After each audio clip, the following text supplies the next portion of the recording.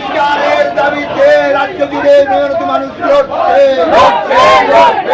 Fight for justice, fight for justice.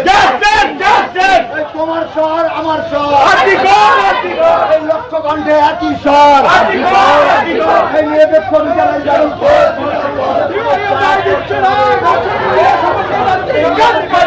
নিপাত যাক, নিপাত যাক। We want justice. We want justice. Justice. তাইতো বলি we want justice. We want justice. We want justice. We want justice. We want justice. Justice for Arjikor.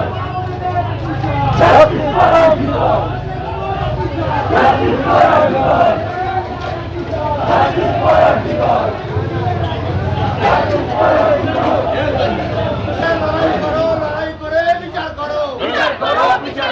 ইনকিলাব জিন্দাবাদ। লক্ষ্য কণ্ঠে আওয়াজ করো, তিলোত্তমার বিচার চাই। নিরপেক্ষ তদন্তের দাবিতে অবিলম্বে স্বরাষ্ট্রমন্ত্রীকে পদত্যাগ করতে হবে। দুষ্কৃতীদের পক্ষে কোর্টে উনিশ হাত দেখানো রাজ্য সরকার দুষ্কৃতীদের পক্ষে কোর্টে 19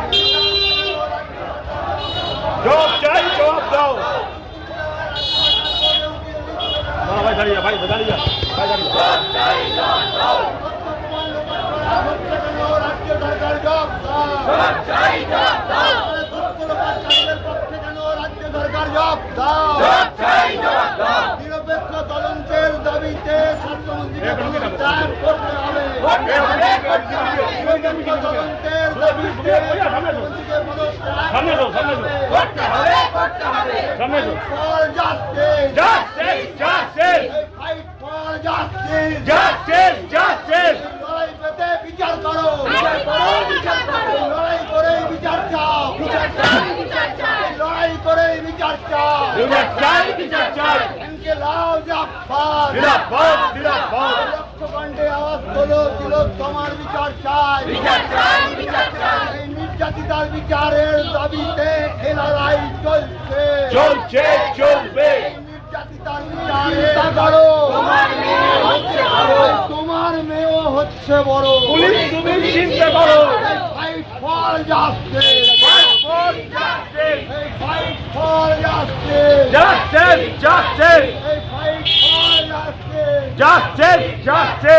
তোমার শহর আমার শহর। আরজিকর।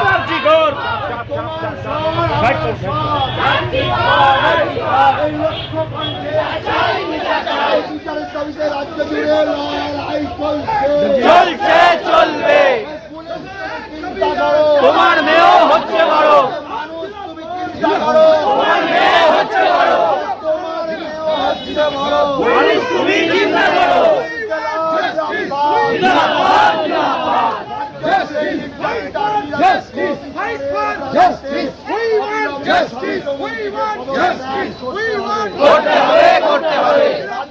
নিরপেক্ষ বিচারের দাবিতে অবিলম্বে স্বাস্থ্যমন্ত্রীকে পদত্যাগ করতে হবে। নিরপেক্ষ বিচারের দাবিতে রাজ্যের স্বাস্থ্যমন্ত্রীর পদত্যাগ করতে হবে। নিরপেক্ষ বিচারের দাবিতে অবিলম্বে স্বাস্থ্যমন্ত্রীকে পদত্যাগ করতে হবে।